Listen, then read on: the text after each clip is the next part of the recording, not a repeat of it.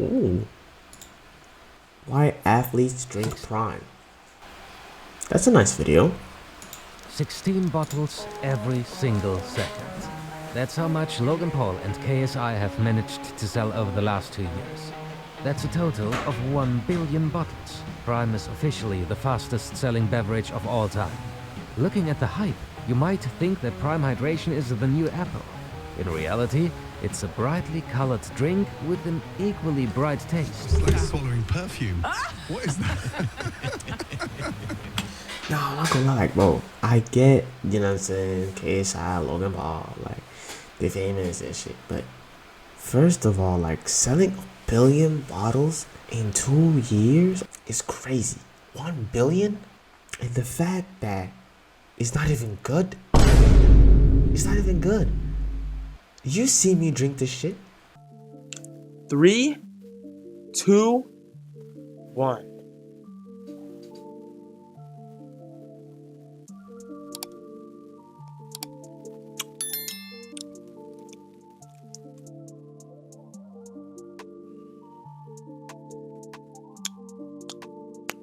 Like, I have to, like, literally, it's too sweet.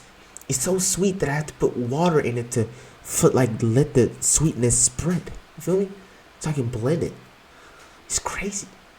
But America loves too sweet, like, bro. That's the reason they are the fast food demons, bro. They love sugar. About as quickly as it arrives on the shelf, it sells out. It has become so hard to find Prime that there are entire TikTok accounts dedicated to tracking bottles. A limited supply and high demand means one thing: an expensive resale market. Some bottles have been auctioned for several $1,000s. In schools, kids keep empty bottles filled with water to gain social status. Prime Hydration is one of the biggest success stories of the last years. Most of the praise has been given to the 2 YouTubers that face the brand. Looking beyond the bold packaging and star names, and a very different picture appears. A story full of controversies, carefully manipulated by a secretive company. A strategy that aims to change the way we shop forever, and they are using Erling Haaland to do it. Welcome to Athletic Interest, and the secret strategy that turned Prime Hydration into the fastest selling drinks company of all time. Prime Hydration can trace its roots back to the 1800s, when the small-town scientists discovered...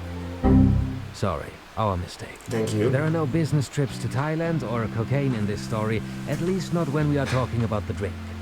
Prime Hydration was born in 2022. Logan Paul and KSI were 2 YouTubers locked in a fierce boxing rivalry. The first meeting ended in a draw. The second was a controversial KSI win.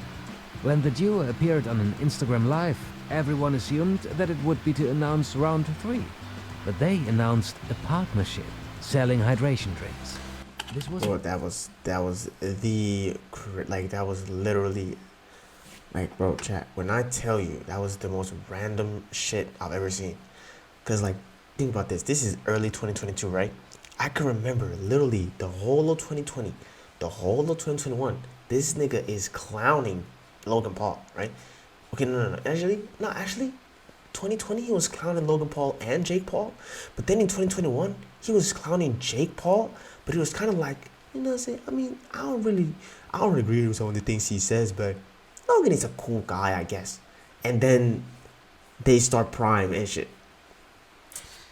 Hey, bro, no one could have seen it coming, and that was the reason it did so good, I guess. People in, and then join forces to capitalize on the attention. We are officially business partners. We are no longer rivals. Their goal? To replace Gatorade as the biggest hydration drink in the world. 2 fierce rivals joining forces to take down a common enemy. The deception was quickly forgotten, and millions of followers were hooked. The launch was followed by similar moments of magic. In one viral video, a wild monkey takes a bottle of Prime from Paul's bag before running away. Some claim it was a setup, but Paul denies it. I did not set it up, except when I noticed him going for the Prime, the moment he took the Prime out of the bag, I knew this was going to be the best video on the fucking planet. Viral videos were a useful tool for Prime in the other days. But selling 1 billion bottles takes something else.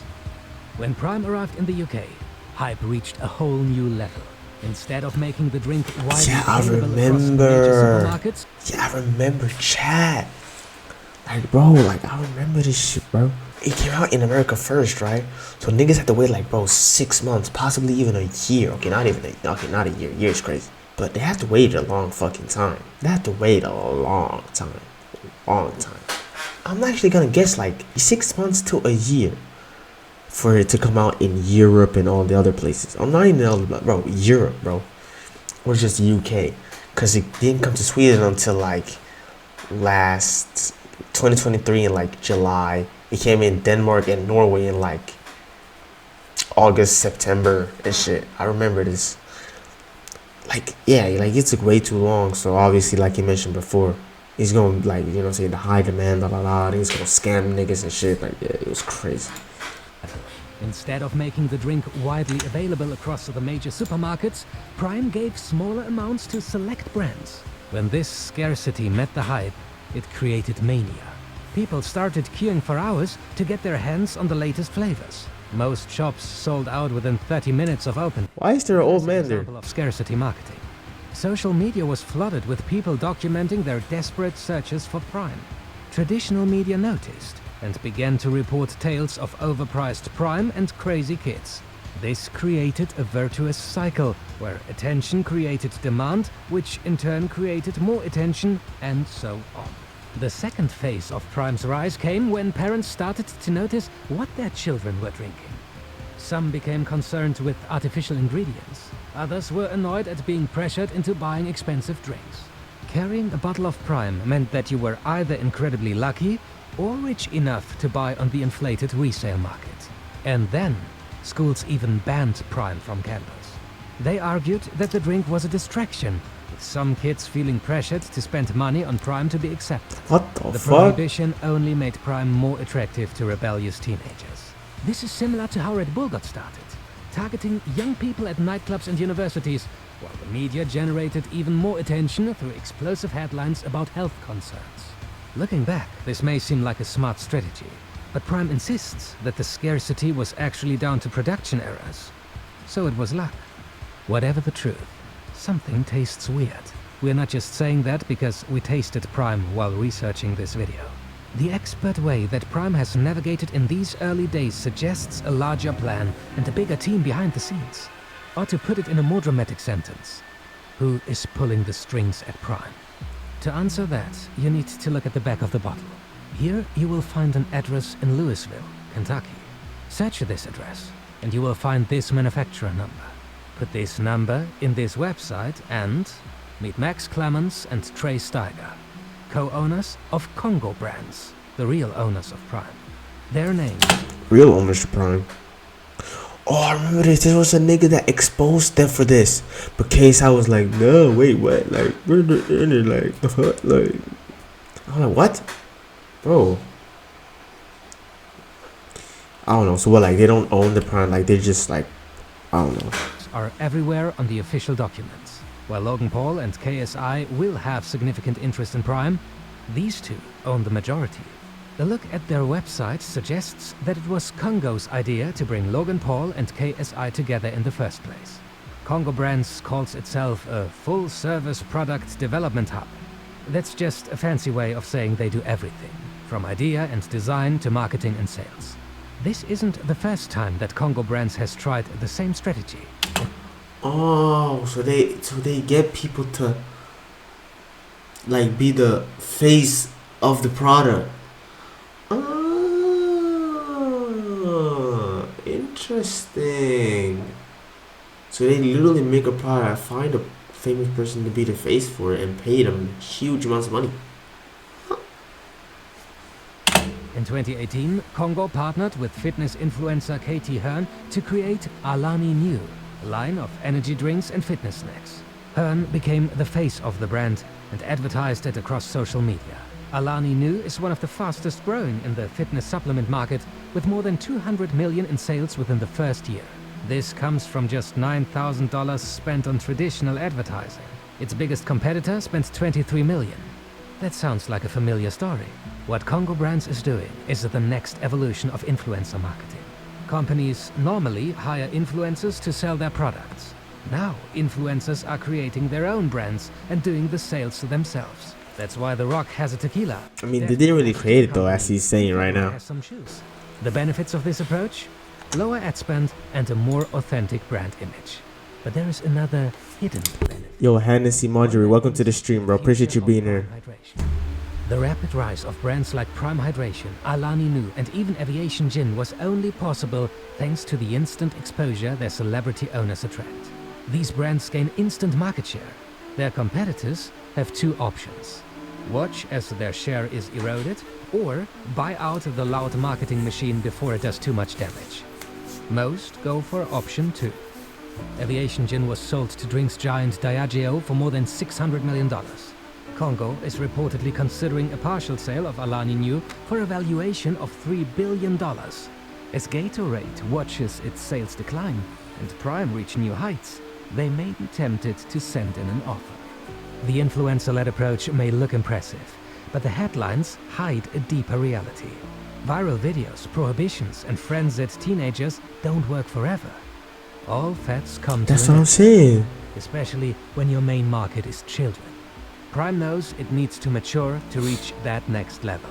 First proof of this is the launch of Prime Energy, an energy drink that is targeted at adults. Even this has landed Prime in hot water. Not that the owners will mind.